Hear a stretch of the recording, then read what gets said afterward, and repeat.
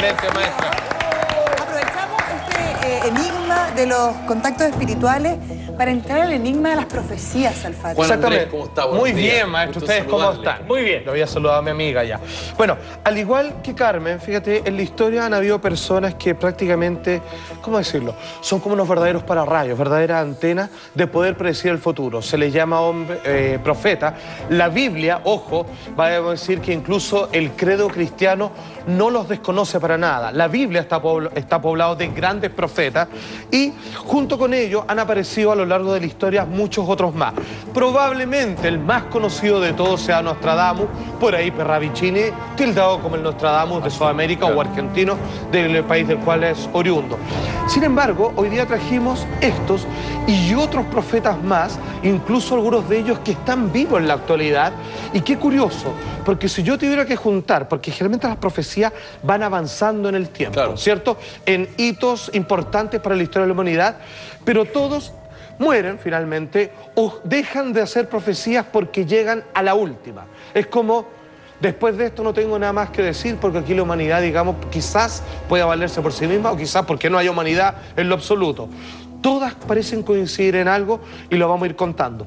Los mejores profetas de la historia, los que están muertos, los que aún están vivos y siguen entregándonos mensajes constantemente, mujeres y hombres, seres especiales con una capacidad prácticamente de su mente, ¡pum!, traslaparse hacia el futuro y luego venir para contarnos cuál es el camino que, digamos, que debiéramos seguir para evitar estas tragedias o derechamente aspirar a un futuro mejor, siendo que ellos mismos lo dicen, hay algunas cosas que es imposible saltárselas y tenemos que ponerle Además, el pecho a las balas. Un tipo de persona o un tipo de anuncio que hasta la Biblia o las creencias como la católica aceptan. Por supuesto. Desde los pastorcitos de Fátima. O profeta Elías, la Biblia misma. El Antiguo Testamento está lleno de profetas. De profetas, Daniel, sí. maestro. Y estadísticamente, de lo que ellos han, que han hecho la predicción, ¿sí?, se ha cumplido casi el 100%. Excelente, maestro, porque vamos a ver cuáles de ellos, a través de, en el tiempo, han logrado anticipar hechos importantes. Entonces, cuando uno le achuntan 2, 3, te estoy hablando de cataclismos, de grandes líderes espirituales, políticos en la historia, que caen, se levantan y dicen, ok, le vamos a poner atención a este profeta porque claramente él tiene la capacidad de ver el futuro. Entonces, una vez que ya lo tenemos, digamos, en nuestro radar, ya nos interesa lo que dice, finalmente dice, ok, ya que me gané su confianza, déjenme decirle lo que se viene más adelante. ¿Podría creer usted que, como te decía, todos los profetas de Nostradamus, hasta los que aún están vivos entre nosotros, hablan de un final glorioso, pero no menos movido? Ojo, se habla de problemas a nivel climático, se habla de guerras de características globales, se hablan de ciertas caídas de líderes espirituales y la entrada de personas que al parecer vienen de otros lados. Oye, y en eso coinciden todos, no puede ser casualidad, con dibujo, pelo y señales. Hay algunos credos, como el católico, que estas profecías las envuelve dentro del nombre de los secretos. ¿Secretos?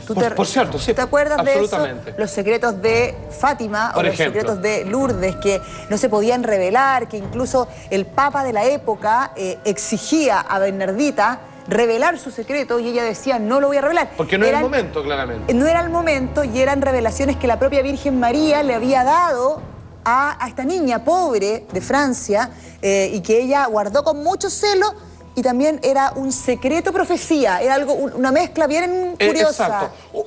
O el propio Nostradamus, que obviamente era prohibitivo para él contar lo que veía porque estaba peligrando su propia vida. Pero atención, hagamos una cosa. Partamos con una nota que engloba todo el tema que hoy día nos convoca y de ahí nos vamos con todo, uno por uno. ¿Cómo podemos probar que estos hombres van con la verdad, estas mujeres también y que no se han equivocado? ¿Y qué dicen de tiempos que están por venir? Que nos falta mucho a todo esto. Ok, vamos a la nota.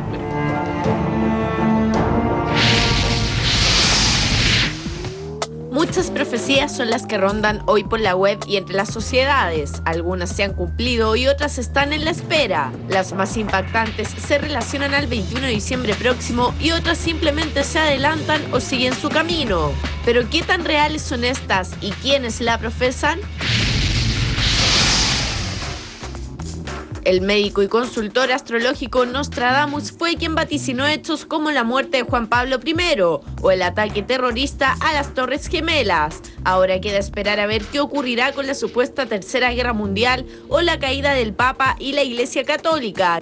Otro reconocido profeta es el artista argentino Benjamín Parravicini, quien a través de sus dibujos retrató el ataque a las Torres Gemelas, el terremoto de Haití y Chile, y que según él próximamente también tendríamos una Tercera Guerra Mundial y además contactos con extraterrestres. Dicen por ahí que la Virgen de Fátima confesó a 3 pastores portugueses 3 misterios. Uno de ellos sería la existencia del infierno, el otro habla del castigo de Dios al mundo a través de guerras, persecuciones en la iglesia y hambrunas. ¿Sabe cuál es el tercer misterio? Muchos profetas han acertado en sus predicciones y muchas de estas predicciones coinciden entre profetas. Otras como de San Malaquías o Dolores Cannon también han impactado al mundo y hoy las analizaremos. ¿Será cierto que se aproxima una tercera guerra mundial o que tendremos contactos con extraterrestres? Todos los detalles sobre estos personajes y sus augurios en Mañaneros. A mediados del año 1500 nació probablemente hasta el día de hoy el más destacado de todos los profetas que están fuera de un credo religioso en particular. ¿Tú te refieres a Michel de Nostradamus? Exactamente, el mismísimo, de Notre Dame, 1555. Y claro, y de ahí Nostradamus. Este hombre, entendámoslo, escribió una serie de cuartetos, se le llama, porque están escritos como en un verso, algo que él vio en el futuro y que alambicadamente lo colocó en clave, pero no absolutamente críptico, o sea, da señales de ubicaciones geográficas, características de la persona a que se refiere, o el seudónimo de cómo en el futuro esa persona le iban a llamar, para así ocultar sus mensajes y que simplemente parecieran como poesía abstracta, así con un, obviamente... Como el arte, finalmente. Como arte, claro, pasar así como entre pintó, porque también lo acompañaba por dibujos de un poeta, digamos, con una propia métrica, una forma de medición de los versos, y que pasar piola por la sociedad no vayan a ser que hubiese sido condenado a la hoguera, decapitado o algo peor. De hecho, en esa época había muchas claves escondidas en las obras de arte, en las pinturas, por supuesto, en las esculturas. como el Código claves. Da Vinci y todas esas cosas que después logramos entender, y el propio Miguel Ángel, la forma en que representa, por ejemplo, en la Capilla Sixtina, la creación de Adán, o por ejemplo la el Moisés cena, con esos cachitos que tiene así con las tablas del decálogo de los 10 mandamientos que aparecen en el Pentateuco, o el Antiguo Testamento, amiga mía. Claro, entonces existía en la época un secretismo con respecto, pero no por eso dejaban de decirlo, de informarlo, porque consideran que era tan importante que la humanidad supiera de esto, que estuviera preparada, que supiera a quién se confrontaban, porque precisamente para tener el alivio de la época. Es como los Quake Red Alert, digamos, de aquella época. Te avisaban para que uno, digamos, frente a lo inevitable, pudiera más o menos tomar las acciones que necesitaba para zafar. Atención. Vamos, por ejemplo, vamos con las primeras profecías de Nostradamus, vamos a ir con las que no se han cumplido y las que podemos estar al borde de las mismas. Pero, ¿por qué es tan avalado este hombre? Porque predijo cosas como la siguiente, como el alzamiento de Napoleón, ¿cierto? A Napoleón Bonaparte, que él incluso lo designaba como uno de los anticristos. Dice en la Centuria 1, cuarteto 60, un emperador nacerá cerca de Italia, que será vendido muy caro al imperio. Dirán con qué gente se le parecerá menos príncipe que carnicero. ¿Ok? Se alía, gente se alía. Perdón, es alía. De aliarse. Alía, que decía, por eso decía, nada que ver.